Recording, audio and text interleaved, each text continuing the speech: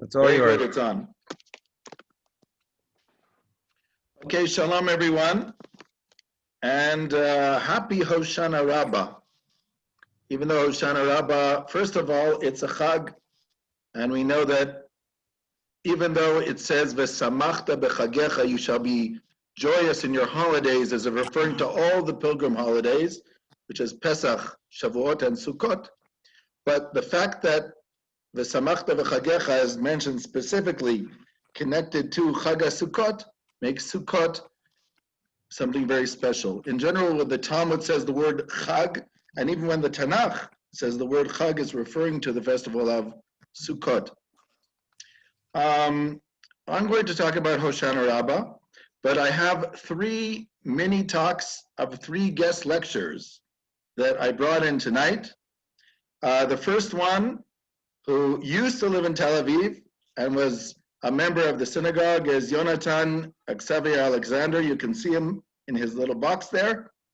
And he will give the first mini Dvar Torah about Sukkot tonight. Yonatan, what is your topic? It's going to be Sukkot. I think that's the one you asked me to talk about. Yeah? Sukkot. Okay, and the second mini talk will be Margot Ma'ayan. I can see you down here. And what is your 5-minute topic, Margot? Impermanence. Impermanence, and you probably sometimes see her also at the Tel Aviv synagogue. And also in the third one, which will be actually somebody from the class who I asked to give a 5-minute talk, will be Anna. And that will be number 3. What is your talk, Anna? Simchat Bet HaShovah. Simchat Bet HaShovah. So without further ado, I think, Yonatan, you started off, and then we will continue. Okay. I just arrived before the meeting, and I listened to the previous speech, so the bar is already quite high, but I'll do my best, okay? So, in fact, I'm starting this, I'm actually going to talk about Sukkot being a symbol of the Jews being inscribed, embedded in the world of nations and in the universe. So the first stage is that, as in Masechet Sukkah, basically it's described that if you look at the order of the sacrifices during Sukkot, we go from 13 to 12 to 11 all the way to 7. So that's the number 70, and 70 is the same, is the number of nations. Basically, we talk about 70 nations. In the comment from Rashi, basically in that Masechet, says that during the time of the Beit HaMikdash, this sacrifice were actually done for the protection of nations.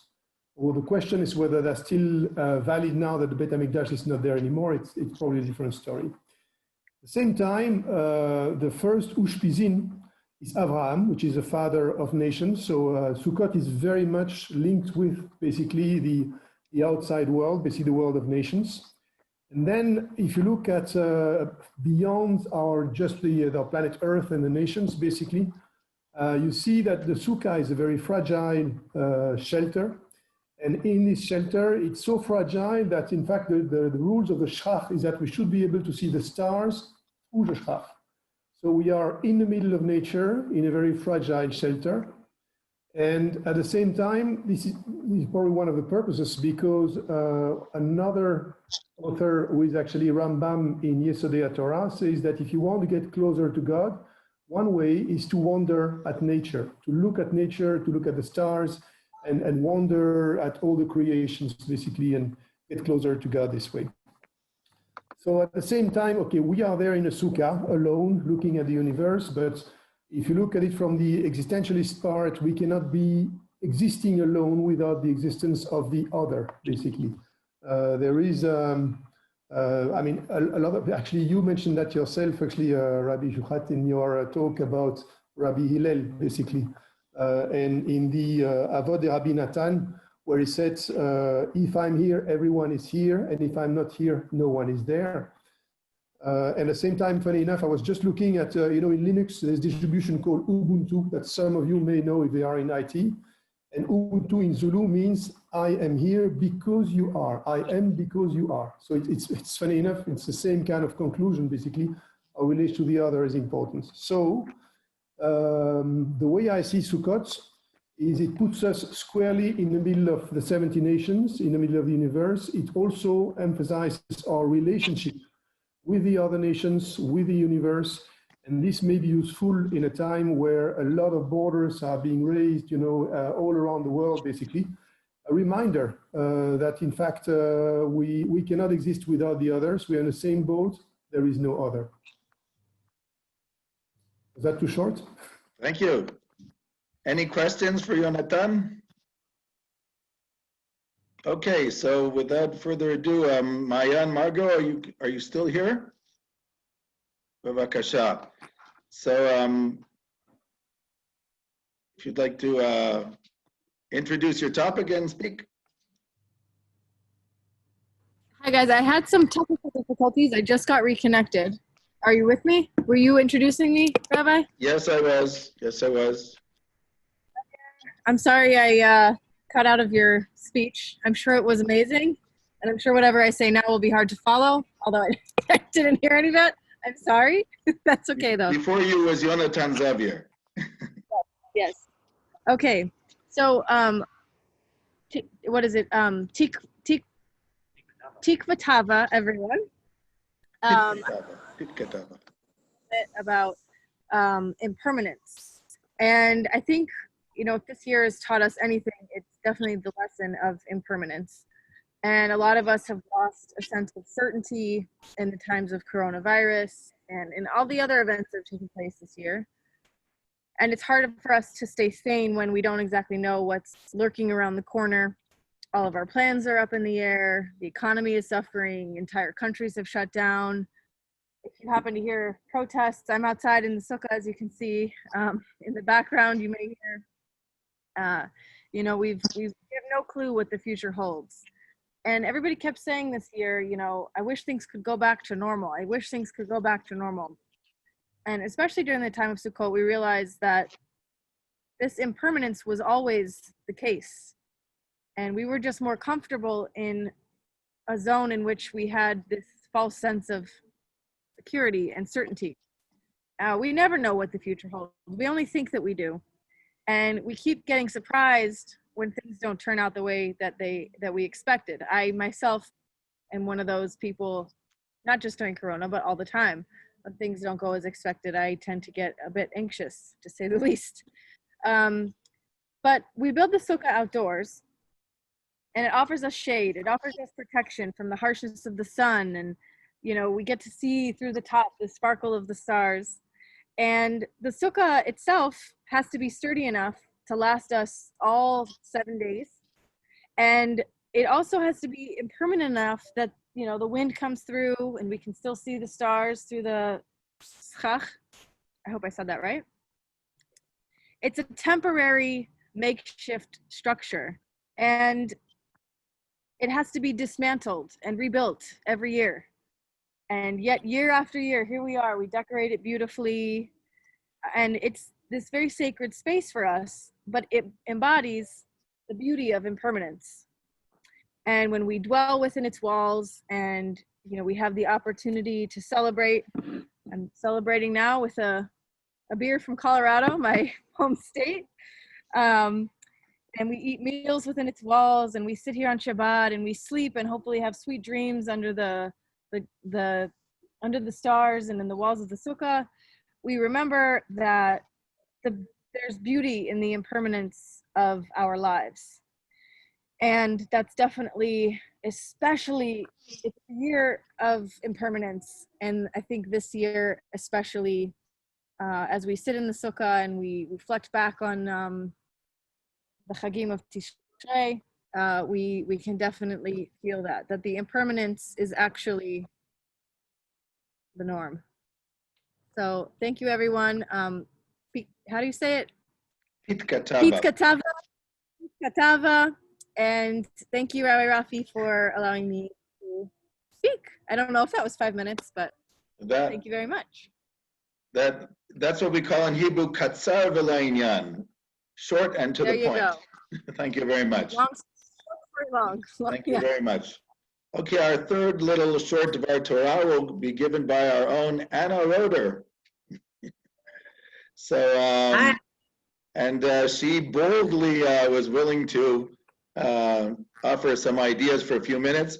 And by the way, next time we do this, I'm going to call on somebody else. So You guys got to get yourself ready, but not tonight. Next time we do something like this. Bavakasha, Anna. Okay, so I will talk about Simchat Bet HaShoeva. Translated, that's the joy of the house of drawing water.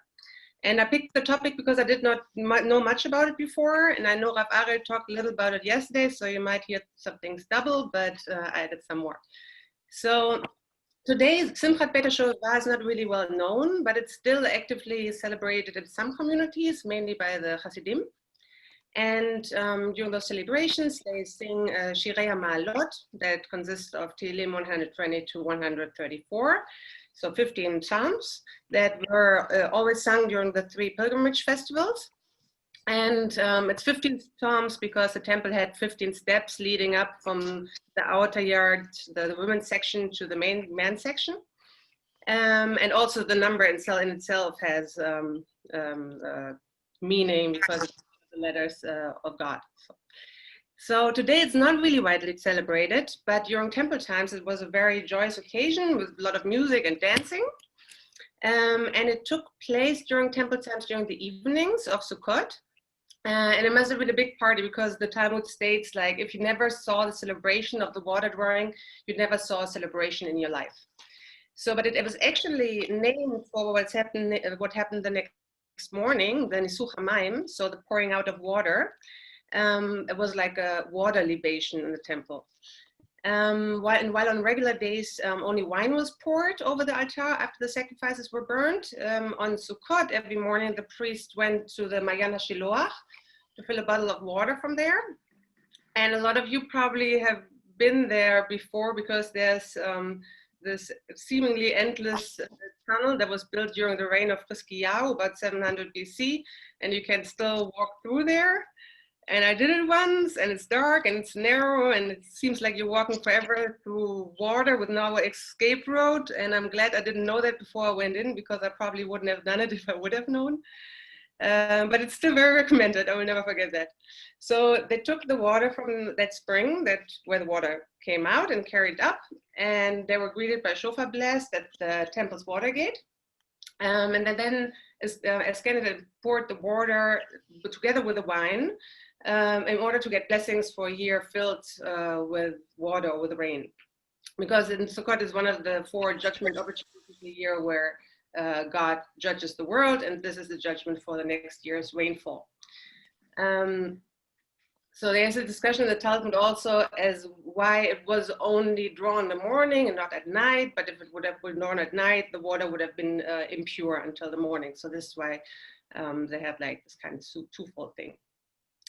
So a little bit about the general importance or appreciation of water in Judaism. The importance of water is stressed in many places in Torah. I mean, God dealt with the water on the 2nd day of creation right after he dealt with the light. So separating the upper from the lower. So there are 2 aspects. You have the lower waters, or some degrees that's the physical world. We need water to survive physically. Otherwise we couldn't grow anything, and we need to eat. And not only do we need it from the outside, also the human body is composed of 60 to 70% water, and babies even 80%. And the middle of that, so 70% of the Earth's surface is water covered. So lots of water in the world. But there's also this spiritual aspect. So the upper water, or that purifying function, which we express when we go to the mikveh, and the Torah itself is compared to water. And I found a nice interpretation from Rashi. Because the survival of the world depends on water. In Bereshit, no grasses of the field had yet sprouted because the Lord God had not sent rain upon the earth, and there was no man to work the soil. So for work, he uses la'avot. And Rashi interpreted la'avot not as work itself, but as prayer, as an avodat Hashem, to worship him with all your heart. So Rashi commented that God did not send rain because there was no man to work the soil, and there was no one to But when men came and knew that the world needed rain, they prayed for it, and it rained, and then the trees and grass grew. So if there are no prayers or no human asking for it, the world is more like standing still and nothing grows, but prayer like sets the world into action. And even though like we do not really celebrate it anymore, but we are reminded every week at the beginning of the Havdalah, there's this verse from Yeshayahu, "Shavtem ma'im b'sason mimayne ha'yeshua." You will draw water from, you will draw water with joy from the springs of salvation, which was carried out during those times during the Nischamayim. That's it. Oh, thank you very much. Very nice, very, very nice.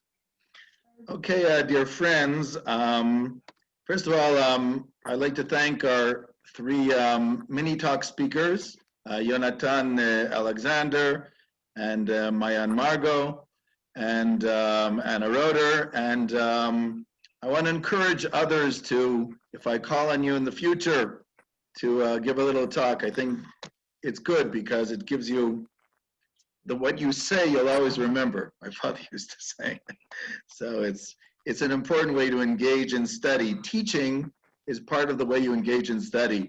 It says in the Talmud about a certain rabbi who said, "A lot of things have I learned from my teachers, and even more from my colleagues, and even more from my students," because it's a challenge to bring knowledge from one person to another. You have to know much more than the knowledge you're giving in order to give it over. So, okay, I just wanted to say that. I want to make just one remark about what Anna mentioned about the verse in Yeshayahu. In Yeshayahu, I think it's chapter 7 or chapter 8. Ushavtem mayim b'sason mimayne yeshua. It's chapter 11. And you shall draw, it's a very unusual verse in Isaiah. You shall draw the waters of salvation and joy from the springs of salvation. Ushavtem mayim b'sason. You shall draw the waters in joy from the springs of salvation. It's a very strange verse. What are the waters of joy? And what does it mean to draw the waters in joy? And what does it mean for the springs of salvation? Of course, water itself is salvation from an agricultural point of view, especially in the land of Israel, where it only rains for 6 months a year at the most. And we need that water because it doesn't rain in the summer. Down in Egypt, it doesn't rain at all. They need the Nile to irrigate. And by us, it rains 5 to 6 months a year. So the water itself has a certain amount of salvation. But Yonatan ben Uziel, who is living in temple times, he's actually probably 1st century, maybe just after the temple, actually, Yonatan ben Uziel. He writes in his Aramaic translation to the prophets, he translates this verse as meaning, Utakablun ulpan chareta mibechire tzadikaya, which means you shall receive new teachings from the select of the righteous ones. In other words, the waters that will be drawn out from the well springs of salvation will be new understandings of Torah. Because you need physical water, but human beings need new understandings of life. And these new understandings of life, which can instill us with hope and with purpose, this is what gives us salvation in the end of the day, because it's when you have hope and you have purpose that you are able to overcome the vicissitudes of life. And you need leaders who can enthuse people, who can instill within them that feeling of sense of let's say, of significance and of direction. And it's a bit what we need at these times also, not just in Israel, but in many countries around the world.